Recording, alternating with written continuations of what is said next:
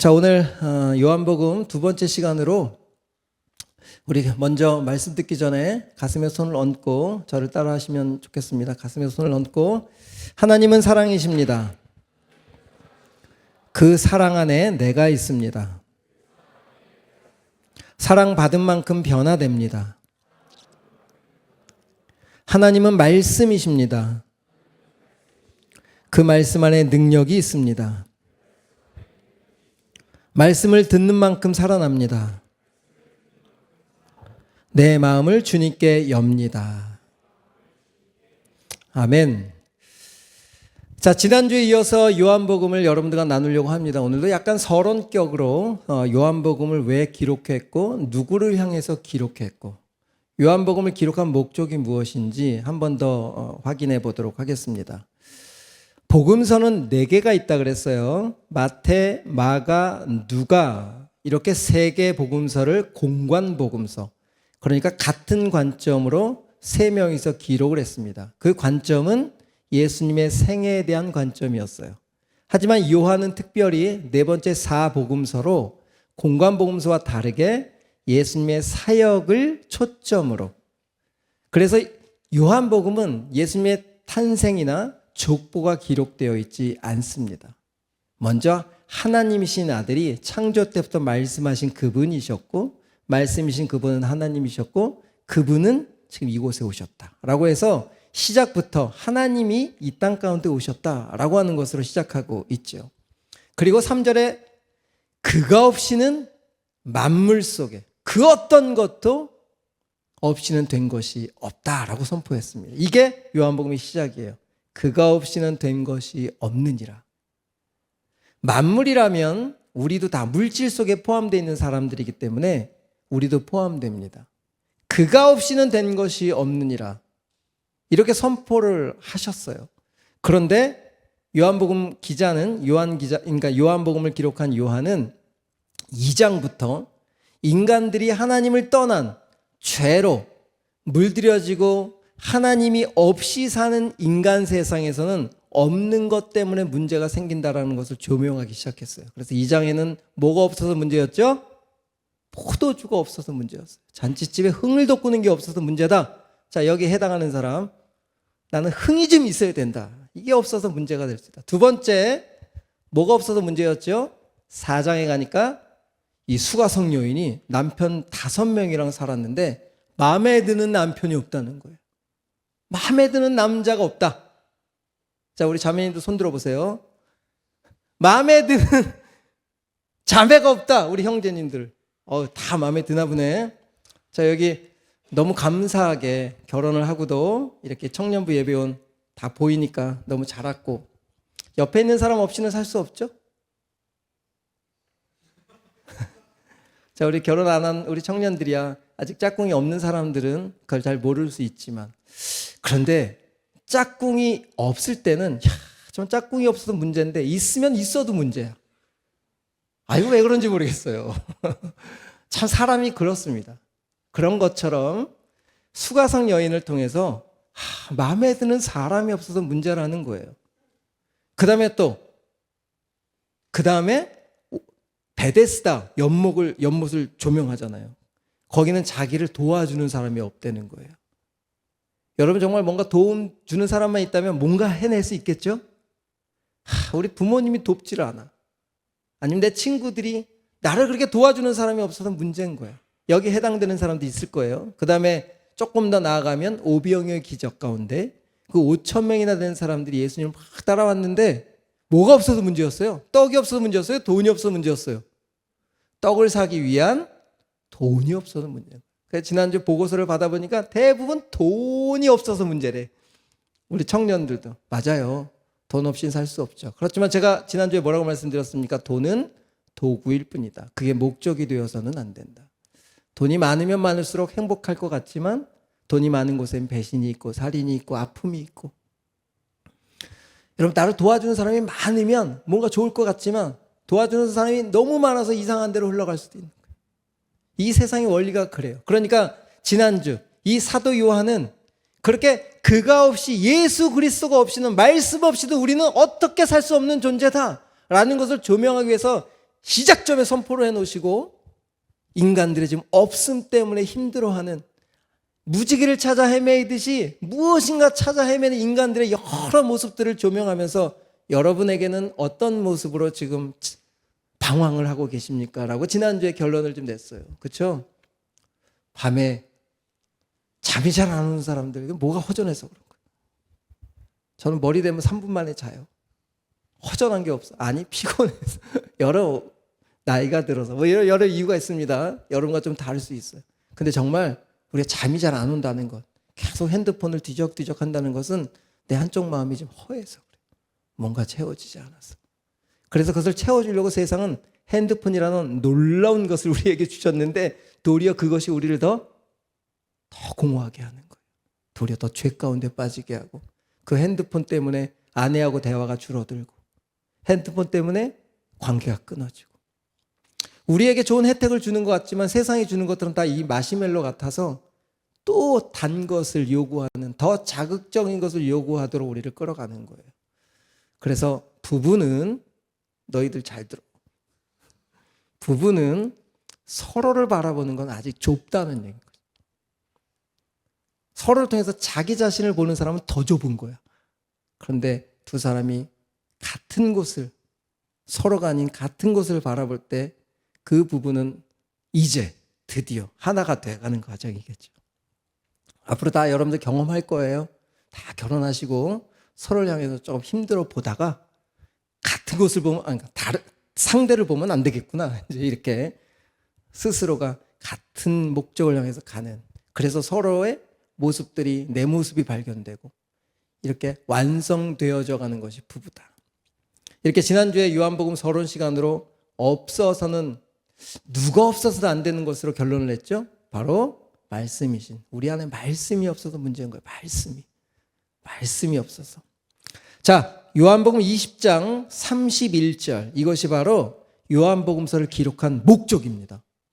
요한복음 20장 31절, 우리 다 같이 시작 읽어봅시다. 시작. 오직 이것을 기록함은 너희로 예수께서 하나님의 아들 그리스도이심을 믿게 하려 함이요, 또 너희로 믿고 그 이름을 힘입어 생명을 얻게 하려 함이니라. 두 가지가 나왔어요, 목적이. 첫 번째 뭐죠? 예수님이 누구이심을 믿으라는 거예요. 이 기록한 목적이 그리스도이심을, 그렇게 바라던 메시아가 바로 그분이셔라는 것을 믿게 하기 위해서 요한복음을 기록했다. 왜 그랬을까요? 당시 요한 서신서, 복음서를 기록할 그 당시에 앞에 3개의 복음서가 있음에도 불구하고 왜 또 펜을 들어가지고 복음을 기록해야 됐을까? 요한이, 그것도 AD 70년 예루살렘 성전이 파괴가 되고 이 예수님을 믿는 것이 너무 힘든 그 상황 가운데 다시 요한을 통해서 하나님이 복음에 대해서 설명하기 시작한 거예요. 그렇다면 지금 이 목적이, 지금 예수님을 믿고 있음에도 로마로부터 박해를 받고 사자밥이 되고, 예수님을 믿으면 다른 우상을 섬기는 다른 신들 같으면 뭔가 신을 믿으면 좋아야 되고 환경이 좋아져야 되고 뭐 돈이 생겨야 되고 해야 되는데, 이 메시아라는 그토록 바라던 메시아를 우리가 믿기 시작했는데 왜 우리 삶의 현실은 이렇게 점점 핍박을 받고 사자밥이 되고 옆에 있는 가족이 어느 날 죽게 되고, 그러니까 그리스도인으로서 정체성이 막 흔들리기 시작했을 때, 아, 내가 믿는 저 예수가 진짜 메시아 맞아? 라고 막 의문이 들 때에 하나님은 사도 요한을 통해서 복음을, 그 태초부터 계셨던 창조주이신 그분이 바로 오늘 1장 14절, 오늘 말씀 기록하지 않았지만 말씀이 육신의 몸을 입고 이 땅에 오신 분이셔라고 요한복음 1장에 선포하기 시작한 거예요. 너희들이 믿는 그 그리스도 메시아 맞아. 그리고 그 메시아를 믿음으로 받아들인 순간 두 번째, 영원한 생명을 너희들한테 심겨주셨어. 그리고 요한이 또 어디를 기록했죠? 요한 1, 2, 3서 사랑에 대해서 기록했어요. 그분은 바로 하나님의 아들이시고 그 아들을 버리시기까지 너희들을 너무 사랑하셨어.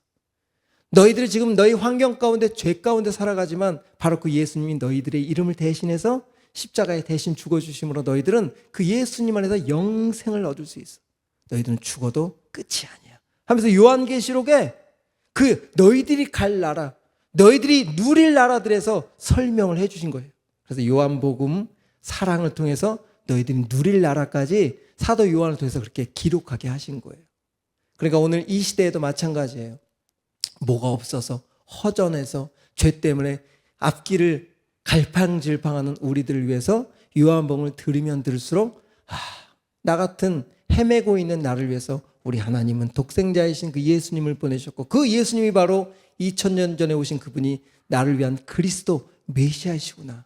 여러분 이것이 이론이 아니라 정말 가슴 깊이 깨달아질 때 그 믿음이 영생까지 인도하는 능력이 된다라고 지금 20장 31절을 통해서 1세대에 막 힘들고 방황하고 정말 내가 믿는 것이 맞는가 헷갈리는 그리스도인들 향해서 기록하게 되었다.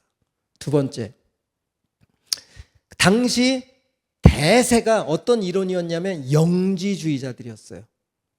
그노시스라 그래서 지혜가 그러니까 영적인 세계, 지혜만 보이지 않는 지식이 구원이라고 생각해서 그곳에는 악이 없다. 근데 이 인간 만물, 육체는 다 악이 있는 곳이다 라고 해서 어떻게 그 악하지 않은 선하신 것이 악한 육체에 머물 수 있느냐고 영지주의자들이 계속 기독교를 반론을 한 거예요. 너희들 가짜다. 영지주의자들이 교회에 들어와서 이건 잘못된 이론이야. 너희들이 믿는 이 예수는 말도 안 되는 거야 하면서 당시 철학, 헬라 시대의 철학이 주류를 이뤘잖아요. 그런 이론들이 난무할 때 바로 하나님은 사도 요한을 통해서 아니야. 그래서 말씀, 그들이 생각하는 그노시스 로고스라고 하는 단어를 가져온 거예요. 그래서 말씀이란 단어가 로고스입니다. 그들이 생각하는 구원, 육체 안에 거할 수 없는 그 로고스가 바로 우리 육신 가운데 거하셨다라고 하는 이 사도 요한이 로고스란 단어를 그 일반 헬라 세계의 구원이라고 생각하는 그 단어를 가져와서 전하기 시작한 거예요.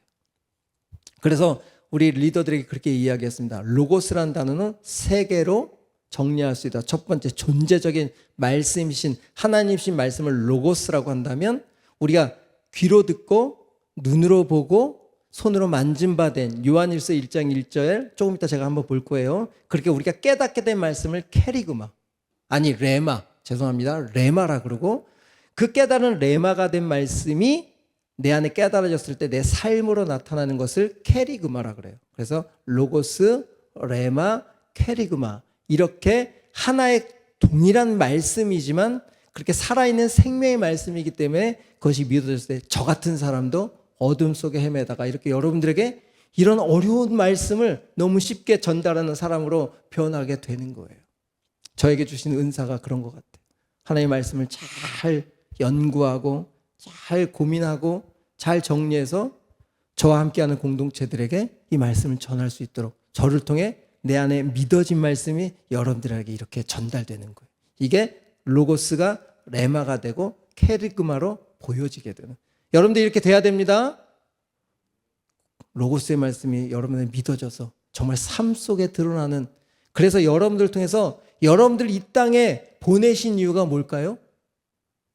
조금 더 좋은 짝꿍을 만나려고, 더 많이 누리려고, 많이 큰 집에 살려고가 목적이 아니고 하늘의 뜻이 여러분을 통해서 이 땅 가운데 이루어지는 거예요.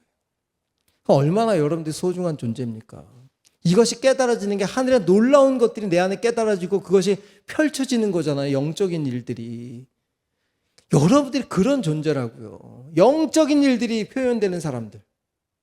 옆에 사람 보세요. 영적인 것과 이렇게 영적으로 보여요? 안 보여도 그래요.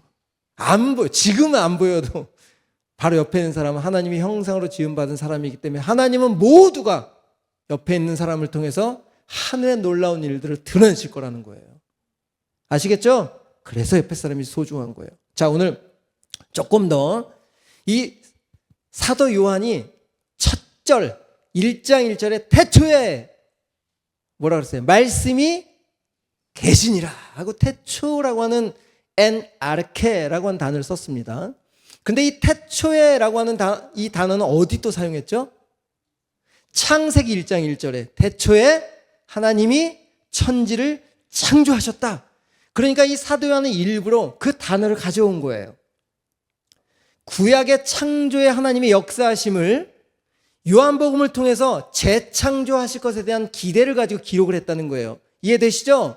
태초라고 하는 단어를 사용한 성경은 세 가지입니다. 첫 번째 창세기, 두 번째 요한복음, 세 번째 요한일서예요. 태초부터 있었던 말씀, 거기서 태초에 있는 말씀, 거기에 캐리그마로 되어 있는데 그렇게 거기에도 태초, 엔아르케라고 되어 있어요. 그렇다면 좀 태초라는 단어를 좀 구분해 봅시다. 왜냐하면 이것은 여러분 알아야 되니까. 그리고 시간 되면 좀 맞출 거니까 걱정하지 말고, 설교가 길 거라고 생각하지 말고, 이제 1절도 시작도 안 했어요.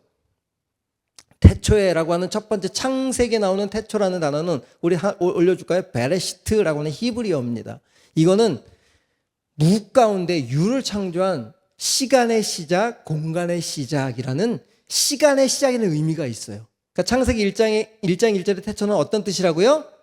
시간의 시작, 물질의 시작, 공간의 시작. 이것이 바로 태초에 하나님이 천지를 창조하셨다라고 하는 태초라는 단어였어요. 이 단어가 베레시트. 그런데 이 요한이 가져온 어떤 단어를 사용했냐면 그 헬라인들, 이 세상의 헬라 문화 속에 있는 사람들에게는 그 단어 가지고는 이해를 못할 것 같으니까 엔아르케라고 하는 단어를 사용했어요.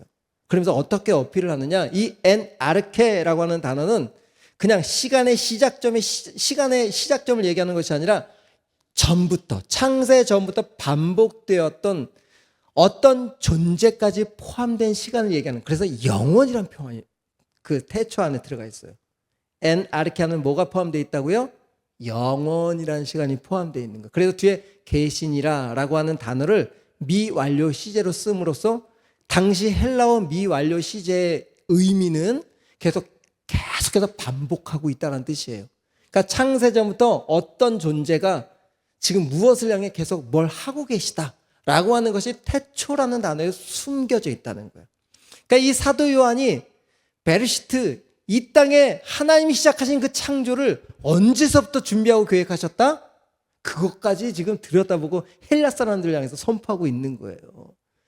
너희들 아무리 지식적으로 너희들의 한계인 이 창조의 시작 그 전부터 우리 하나님은 이 인간들을 향한 창조의 계획을 갖고 계셨고 너희들을 향해서 또 놀라운 일들을 준비하고 계셨어 하면서 요한계시록에 이 시간의 시작이 있다면 시간의 끝이 있을까요? 없을까요?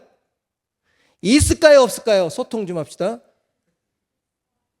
있죠? 그러면 그 끝의 시간이 어디 나올까요? 바로 하나님이 요한계시록을 통해서 계시하신 거예요. 요한계시록 21장 한번 가봅시다. 그 시간의 끝은 어디 있을까? 21장 1절 우리 다 같이 읽어봅시다. 시작. 또 내가 새 하늘과 새 땅을 보니 처음 하늘과 처음 땅이 없어졌고 바다도 다시 있지 아니하다. 여기 보니까 처음 하늘과 처음 땅은 언제 창조된 거예요? 아까 베리시트 했던 하나님이 태초에 천지를 창조하셔서 만들었던 그 에덴 동산의 그 모습들이 다 사라졌다는 거예요. 언제? 마지막 시간에 들어가는 곳. 그것이 사라지는 날이 온다는 거죠. 2절 한번 읽어볼까요? 더 자세하게 기록합니다. 언제냐? 또 내가 봄에 거룩한 성 새 예루살렘이 하나님께로부터 하늘에서 내려오니. 이게 누가 내려오시는 거예요? 바로 십자가에 죽으시고 승천하시고 우리의 천국을 예비하신 재림 예수 그리스도가 오시는 거예요. 그 새하늘과 새 땅을 준비하셔서 누구를 향해?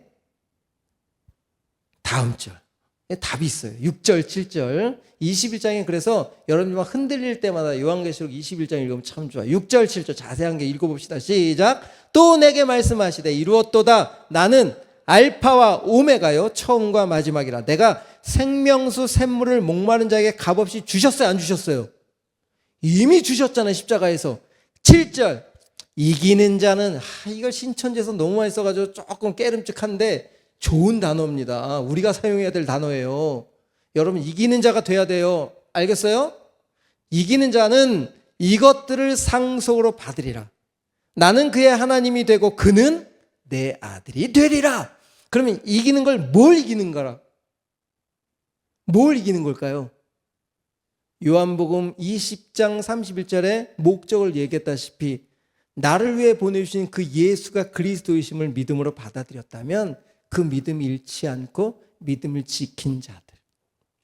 좀 흔들고 넘어질 수 있어요. 믿음이 연약하니까. 하지만 끝까지 흔들렸어도 다시 주님, 제가 이렇게 연약하네요. 하지만 주님, 바로 예수님이 나의 구원자이심을 다시 한번 믿음으로 붙였습니다. 하는 사람들이 어떤 사람들이라고? 조는 자들이 아니야. 조는 자들, 지금 조는 자들이 있네요. 여기 이기는 자를 얘기하고 있는데. 자, 이기는 자들, 졸면 진단 말이야. 이기는 자들, 우리가 말씀 앞에 설 때 정말 우리의 피곤함으로 말씀을 들리지 못하도록 방해하는 진짜 요소들이 있어요. 인정합니다. 그리고 이 시간에 딱 졸릴 시간 맞아요. 아침부터 일찍 나와서 봉사하고, 아유 좋아, 내가 조금 더 부드럽게 얘기해줘서 좀 재우고 싶지만 이 시간 재우면 안 되잖아, 그치? 우리는 조는 자가 아니라 무슨 자? 이기는 자가 됐을 때 뭘 상속받는다는 거야? 아까 하나님이 준비하신 새 예루살렘, 새 하늘과 새 땅이 우리를 위해 준비하고 계시다라고 하는 것이 태초에라고 하는 시작점으로부터 요한을 통해 하나님이 계속 계시하고 있는 거예요. 그러니까 이 예수님이 정말 그리스도인가 아닌가 막 고민하고 있던 그 그리스도인들이 힘을 얻을 수 있을까요? 얻을 수 없을까요? 힘을 얻게 되는 거예요.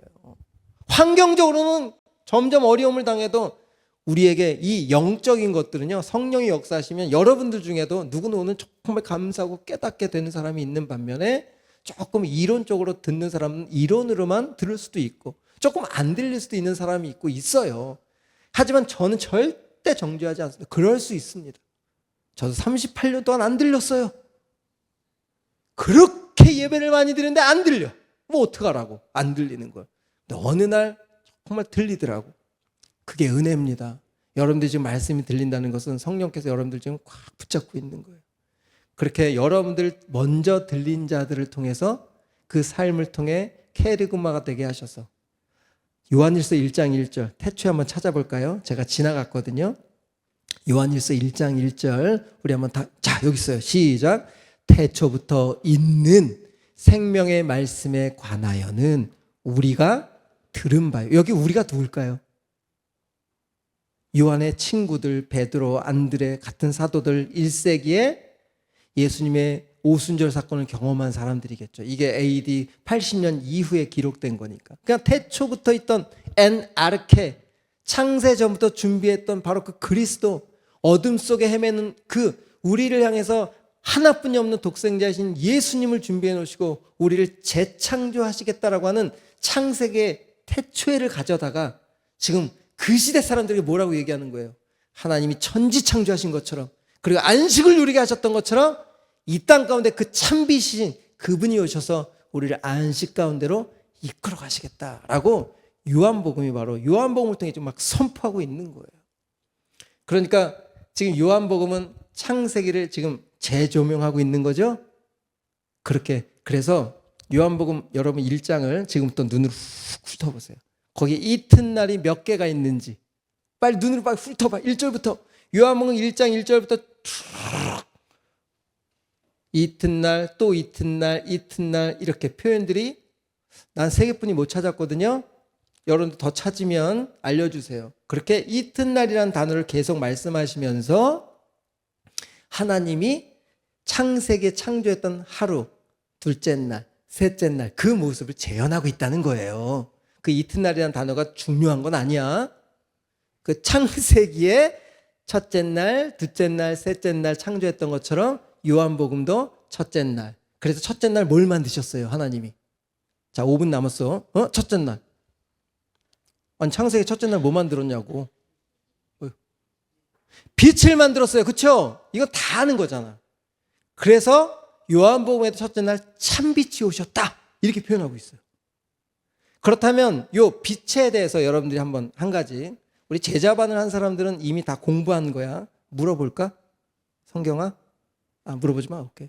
자, 빛이란 단어가 첫째 날 만드셨어요. 그렇죠? 그런데 진짜 광명체, 해, 달, 별들은 몇째 날 만들었죠? 넷째 날, 여섯째 날은 뭐지? 자, 넷째 날 만들었어요. 넷째 날. 그렇다면 첫째 날의 빛은 넷째 날의 광명체인 해, 달, 별들과 다른 거죠. 우리가 생각하면 빛하면 지금 햇빛을 생각할 거 아니에요. 그런데 하나님이 첫째 날 만든 빛이라는 단어는 오르라는 단어예요. 오르, 생명력, 발광체 이런 뜻이 있어요. 올려줄까요? 오르, 내가 혹시 보세요. 빛, 오르, 에너지원, 능력. 자, 그런데 거기에 빛이 있으라라고 했을 때는 있으라라고 하는 단어가 하야라는 거예요. 그래서 오르하야. 다 같이 따라해 봅시다. 시작. 오르하야. 빛이 있으라. 그런데 있으란 단어가 모세가 하나님 앞에 하나님, 당신의 이름을 뭐라고 전합니까? 내가 가서 이스라엘 백성들 구원해 올 텐데 누가 보냈냐고 하면 당신의 이름을 뭐라고 얘기합니까? 라고 질문했을 때 하나님 하야. 나는 하야야. 이렇게 대답해요. 그게 뭐냐? 스스로 있는 자라는 단어가 바로 하야예요. 그렇다면 지금 첫째 날 만든 빛은 이런 해, 달, 별들의 광명체입니까? 아니면 생명력을 가진 하나님을 말씀하고 계시는 걸까요? 그렇죠. 근원적인 존재인 바로 하나님을 말씀하시는 거예요. 말씀이신 그분, 그걸 첫째 날 만드신 거예요. 그러므로 우리가 1장 9절, 우리 본문으로 돌아와서 1장 9절에 보니까 첫째 날 뭘 표현하고 있느냐? 참빛, 이게 바로 오르하야예요. 오르하야. 세상에 와서 각 사람에게 비추셨다. 이것은 햇빛을 얘기하는 게 아니에요. 말씀의 빛, 생명의 빛, 사랑의 빛. 여러분, 이 빛이 여러분들에게 들어올 수 있습니다.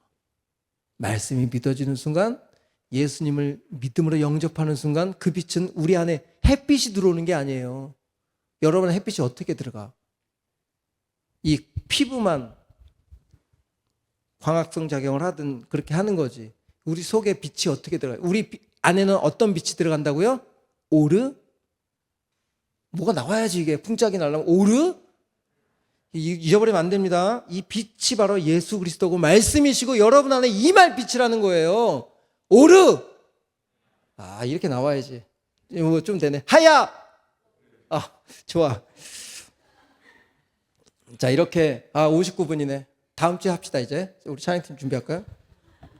좀 더 할까? 조금 더 할까요? 자, 그만해? 아니, 조금만 더 할게. 그래도 좀 뭔가 마무리가 돼야지. 오늘 찬양이 좀 늦게 끝났어요. 알죠? 자, 그래서 이 빛이 어떤 빛인지 요한계시록 한 번 더 완성시킨 빛이 뭔지 한번 찾아봅시다. 요한계시록 22장 5절에 나와 있어요. 우리 한번 띄워주시겠습니까? 같이 읽어봅시다. 이 참빛이 어떻게 완성되는가? 시작! 다시 밤에 없겠고 등불과 햇빛이 쓸데없으니 이는 주 하나님이 그들에게 비추심이라. 그들이 세세토록 왕노릇하리라.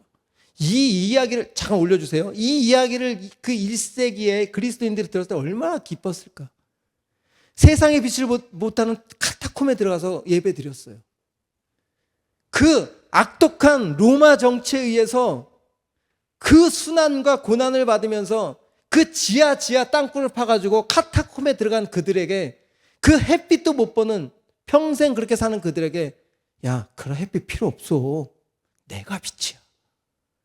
여러분, 좀 어둡고 힘들고 불편하고 주님을 믿는 것이 좀 고대일죠.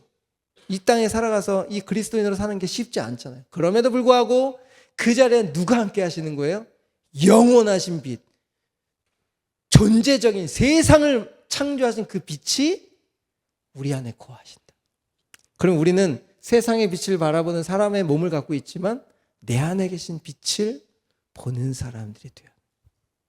여러분 안에 계신 빛 있어요, 없어요? 대답이 왜 이렇지? 여러분 말씀이 한 말씀이라도 깨달아졌고 여러분들이 이렇게 하나님 앞에 나와서 예배한다는 것은 이미 여러분의 빛이 있으신 거예요.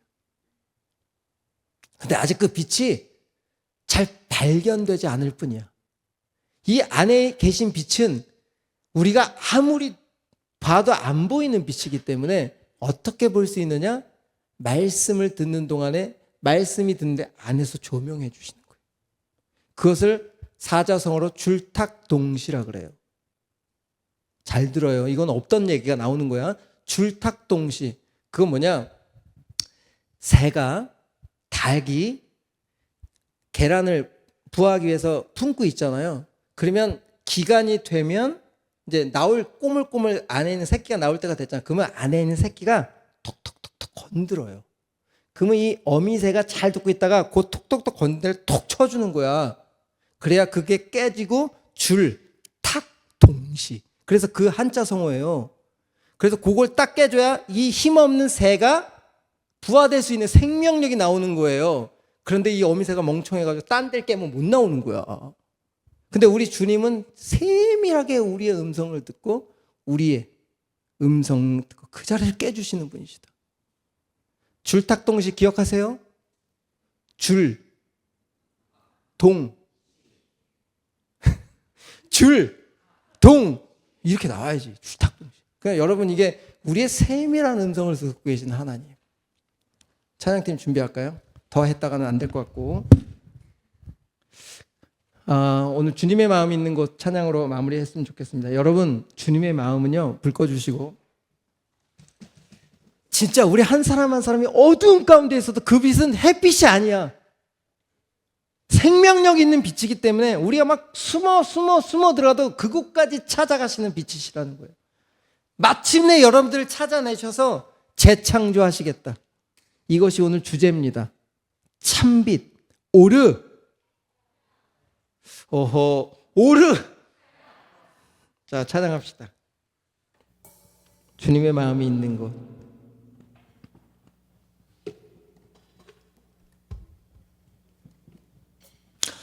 예, 제가 너무 급하게 준비를 시켰네요. 우리도 악기도 켜야 되고 하니까. 이 가사가 우리 한번 띄워주시겠습니까? 마지막에 주님의 마음이 있는 곳, 주님의 시선이 있는 곳. 이 가사가 계속 되새김이 되면서 이 하나님의 빛은 오르하야라고 하는 빛이 계속 생각이 났어요. 어떤 찬양을 할까? 말씀 끝나면 도대체 어떤 찬양으로 우리 마음을 좀 열어볼까? 같이 공유할 수 있을까라고 하고 저는 이 말씀의 찬양을 되게 신경을 많이 쓰는데 하여튼 이 어디 있어도 어디 숨어 있어도 그 빛은 우리를 향해 계시다. 그 마음으로 여러분 조금 뭐 어딘가 좀 부족하고 힘들어도 우리 주님은 여전히 빛을 비추고 계시다 라고 하는 그 마음으로 한 주간 사시기 바랍니다. 우리 찬양할까요?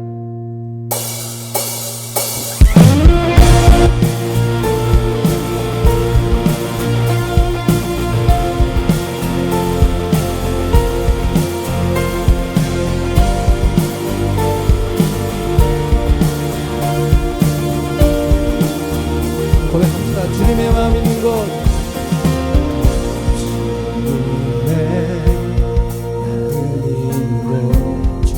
주님의 시선이 있는 곳. 내가 있길 원하네. 아멘.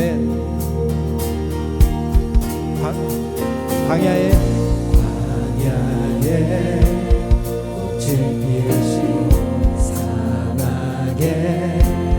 강물을 내시니 바로 우리 같은 모습이죠. 주의 놀라운 우리 다시 한번 처음부터 고백합시다. 주님의 마음이 있는 곳. 주님의 마음이 있는 곳. 주님의 시선이 있는 곳. 내가 있기 원하는 광야에 꽃을 피우십니다.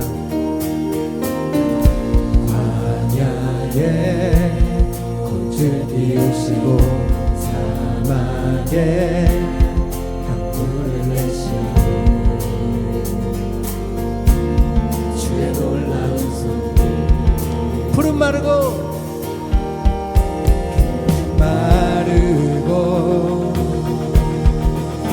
꽃을 쉬는 날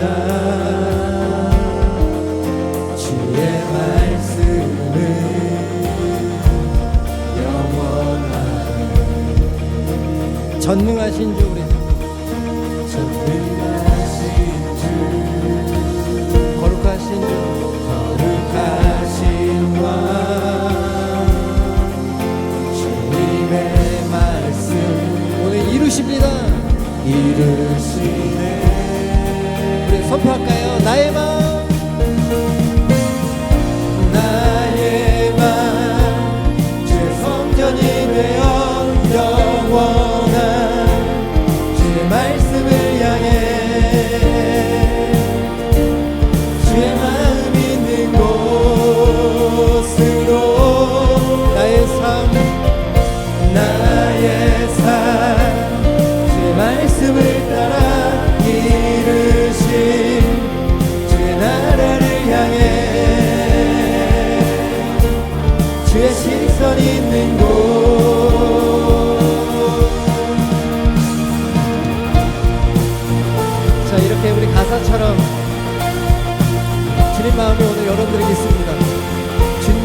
바로 이곳에 있습니다. 우리 다시 한번 처음부터 고백할까요? 주님의 마음이 있는 곳,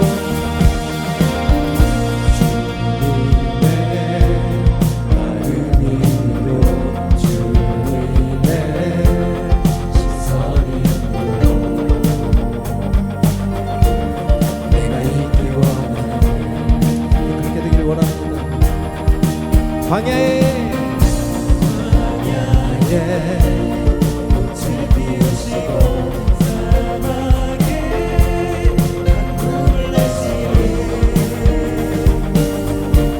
주의 놀라운 손길 푸른 마르고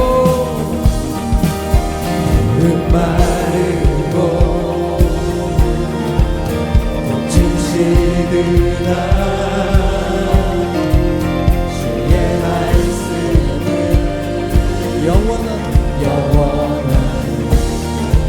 전능하신 주 거룩하신 왕 주님의 말씀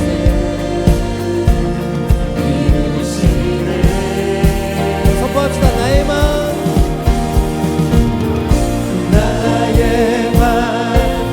주 성전이 되어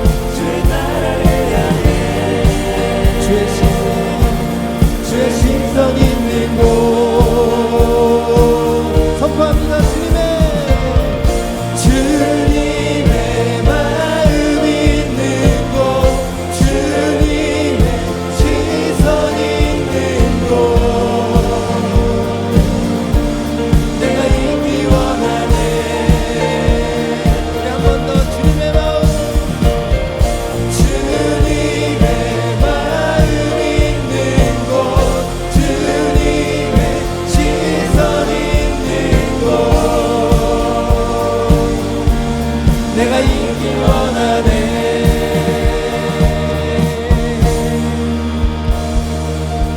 자, 우리 이제 기도해 봅시다. 여러분, 기도는요 감사의 표현을 하는 거예요. 또 들은 말씀을 그대로 하나님께 알려드리는 거예요. 하나님, 오늘 오르하야 그냥 시간의 시작점에 태초에 계신 그분이 아니라 생명력이고 존재적으로 우리 마음 깊은 곳을 비추시며 어둠 깊은 곳에 숨어 있더라도 우리를 찾아내시는 그 하나님이 오늘 우리를 향해 부르고 계십니다 라고 하는 그 마음, 그 주님의 빛 앞에 나아가기를 원합니다. 우리 한번 우리 연주에 맞춰서 우리 찬양 기도하며 나가도록 하겠습니다. 다 같이 기도하겠습니다.